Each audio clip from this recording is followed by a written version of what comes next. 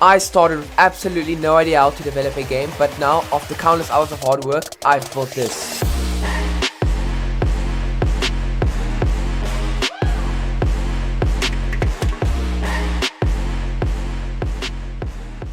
So on Monday, I opened up Unity for the first time and I decided I was going to make a 3D survival game called Harsh Horizons.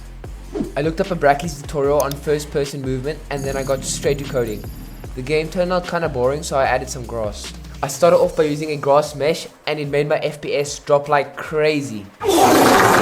And it anyways looked kinda ugly, so instead I used a grass texture and it looked much better and my FPS was better. Next, I modeled some basic trees. I opened Blender and created some trees. For my first time, they turned out pretty nice. I was happy with the results, but placing them all over the map was quite a challenge.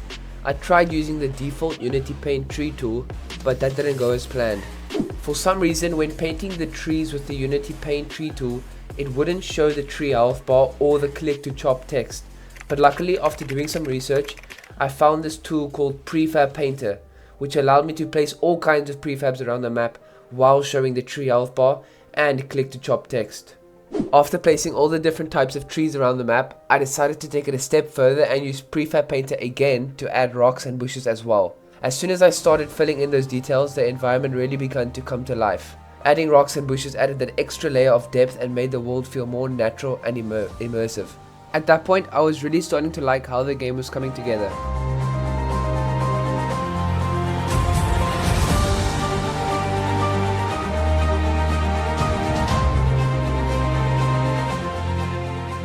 Oh yeah, and I forgot to mention that I also added this new HDRI for the sky, and I think it looks much better than the previous one. I've been working on these mushrooms as a food source, definitely not inspired by muck, but I haven't actually gotten around to implementing a hunger system yet. So right now the mushrooms are kind of just there for show. They don't really do anything except just look good. Okay, so the game is looking pretty good so far. We have trees, bushes, grass, rocks, mushrooms, and non-functioning water. I'll have to come back to that in the future.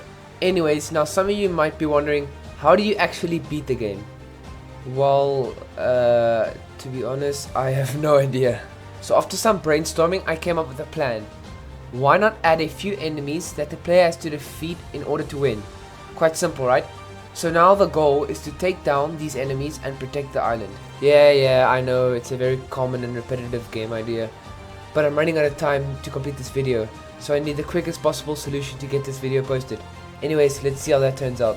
2,000 years later. Looks like creating enemies wasn't as easy as I thought it would be. First you have to import an AI navigation system, which definitely did not take me 2 hours to complete. When I could have literally just imported into the project with only 3 clicks. Bruh. Anyways, after that was done, I found a basic tutorial on YouTube which teaches you how to set up an AI enemy which has a patrol and attack mode. So here's how the AI enemy works. When the player gets within a certain range of the enemy, say about 15 meters, the enemy switches into attack mode. But if the player moves far enough away from the enemy, so let's just say 20 meters away, the enemy stops attacking and then goes back to its patrol mode. Alright, so that's a quick overview of how the enemy works, but before I blabber all about the details, let me first watch the tutorial and actually start creating the enemy. Okay, so I followed the tutorial and surprisingly it wasn't that bad. I managed to get the AI enemy working in about an hour or so. The only problem is that I haven't actually modeled an enemy or created any animations yet. So for now, it's just a bean chasing you. Before I try modeling the enemies and make the animations, I first need to create a basic health system which I found on YouTube yet again another tutorial. I found this guy on YouTube called Codedial, and let me tell you, he is an absolute lifesaver. His tutorial was super clean and easy to follow, so I spent some time going through it, and by the end I created a really cool health bar. Also, when the enemy touches you, it actually deals damage. The tutorial also covered how to make healable items like medkits, but I took those scripts and applied them to the mushrooms instead. I even designed a simple apple model, so if your health is low and you walk into one of those healable items, like the apple, then you gain some health back. To make the game even more exciting, I made the blue mushrooms poisonous, so if you walk into them, then it takes away 25 health from your health bar. Meanwhile, the red mushrooms give you 10 health and the yellow ones give you 5. Next up, I modeled the enemies. The first enemy is a crayfish, which doesn't deal a lot of damage, but it's really fast.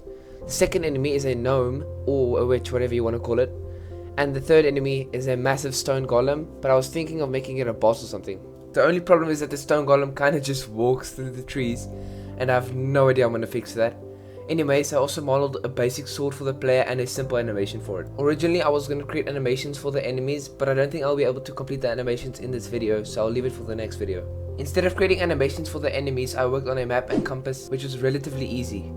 For the map, I simply just took a screenshot of the island and edited it in Canva by adding some locations. To open the map in game, all you have to do is press M. And for the compass, it is literally just an image with this script. To make the game actually have a goal, I made it so that the player has to kill all the lobsters in Lobster Palms, then kill all the gnomes in Gnomes Room Forest, and finally, defeat the boss to beat the game. To wrap things up, I created this simple home screen, death screen, and win screen. There you go, that is the basics of Harsh Horizons covered. If you guys enjoyed the video, I would really appreciate it if you guys go ahead and drop a like and subscribe. It takes less than 5 seconds and honestly, it means so much to me. I've spent so many months creating this game and editing this video, and I know it's not the best game ever, but hey, it's my first attempt at game development, and I wanted to make something cool. Oh yeah, and I almost forgot, I joined my first game jam while working on this project. My friend and I made a cool parkour game, and it turned out amazing. You should totally go check it out by clicking the link in the description. Okay, so my game isn't fully polished yet, and there's a ton more I could add and improve. So if you're interested in seeing a part 2 or a series, leave a comment and smash that like button. Anyway, enough of me talking. If you made it this far into the video, thank you so much for watching. It honestly means the world to me. Until next time, peace.